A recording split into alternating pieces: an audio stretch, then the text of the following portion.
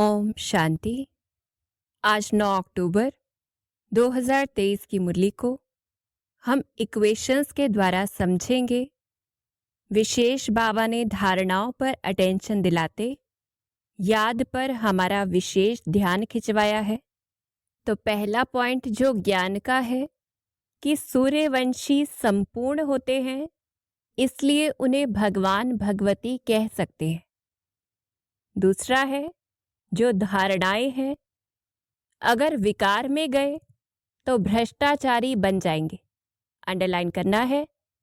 श्राप देते देते श्रापित और दुखी बनते हैं, तो चेक करना है कहीं हम अभी भी किसी को श्राप तो नहीं दे रहे, तो क्या बनेंगे? श्रापित और दुखी। तीसरा पॉइंट है आसुरी मत पर चलने से भ्रष्ट बनेंगे। चेक करना है श्रीमत पर है या आसुरी मत पर चल रहे हैं। चौथी पॉइंट है कि धन दौलत आदि सब भले अपने पास रखें, लेकिन क्या करना है? चाहे बच्चा है, धन दौलत आदि जो भी कुछ है, सबसे बुद्धि योग निकाल ट्रस्टी होकर और श्रीमत पर चलना है। तो क्या होगा?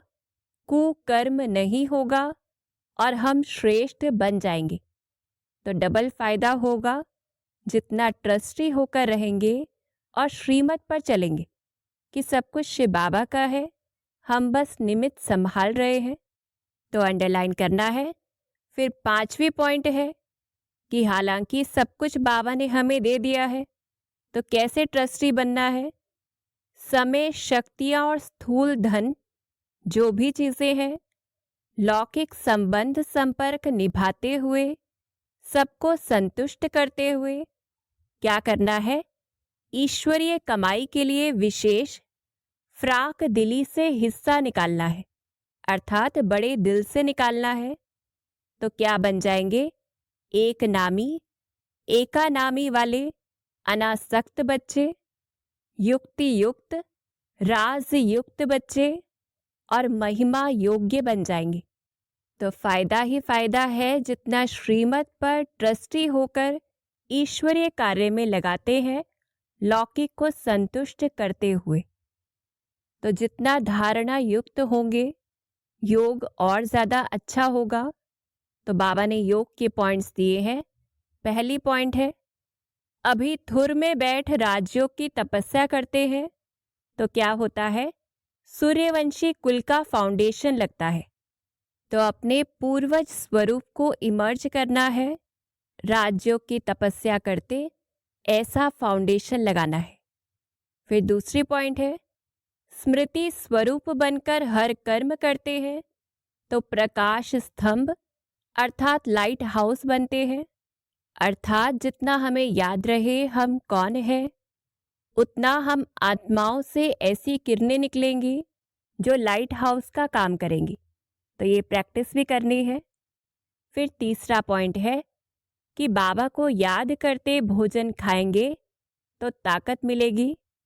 अंडरलाइन करना है। और चौथी पॉइंट है कि विशेष योग के लिए क्या चाहिए? हमारे अंदर वैराग्य चाहिए। तो अंदर में आना चाहिए, हम आत्मा ये पुराना शरीर छोड़ जाकर गर्भ में निवास करेंगी। अब तो हमको जाना है मुक्ति धाम। अंतमति सो गति हो, इसको अंडरलाइन करना है। तो जितनी याद होगी वैसी ही अंतमति होगी और गति होगी। तो प्रैक्टिस करनी है कि आत्मा शरीर से जब अलग हो जाती है, अर्थात अशरीरी हो जाती है, तो क्या होता है? आत्मा को कोई तकलीफ महसूस नहीं होती। पैदल आबू रोड तक भी चले जाएं तो थकावट नहीं होगी और आत्मा सेकंड में बाबा के पास पहुंच सकती है।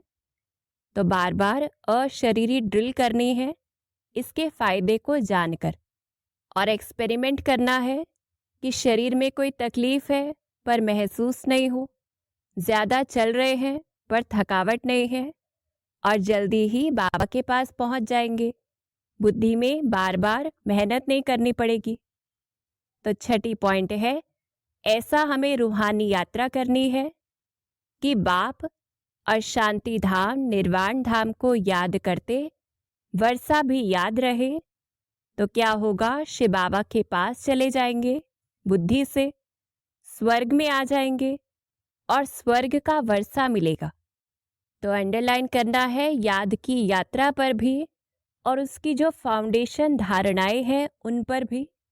फिर याद से और क्या फायदा होगा, जितना याद करेंगे पवित्र रहेंगे तो ऊंचा पद भी मिलेगा और प्रैक्टिकल में पारलौकिक बाप की बड़ी दुआएं मिलती हैं। कैसे दुआएं देते हैं बाबा? हमें पढ़ाकर पतित से पावन बनाते, हमें स्वर्ग का मालिक बनाते। और दुआएं कैसे देते? धनवान भव, पुत्रवान भव, आयुष्मान भव। और इन दुआओं से हम सदा सुखी बन जाते हैं। तो अंडरलाइन करना है कि परमात्मा दुआएं जो सिर्फ इस समय मिल सकती हैं। तो जितना ज्ञान युक्त हो, धारणा युक्त हो, योग युक्त होंगे तो सेवा करनी है। कैसी सेवा? हड्डी अर्थात जिगरी सेवा चित्रों पर समझाना है। तो विशेष बाबा ने इसके ऊपर अटेंशन खिंचवाया। और जब हम ऐसा करते हैं तो रिजल्ट क्या होती है? जितना हम ब्राह्मण बनते हैं उस आधार पर ही ट्रांसफर होते हैं सतयुग में और देवता बन जाते हैं। तो रोज देवता बनने की तैयारी करनी है। श्रीमत पर चलते, ईश्वरीय कार्य में सफल करते, ट्रस्टी बनकर रूहानी यात्रा करते, सेवा करते। अच्छा, ओम शांति।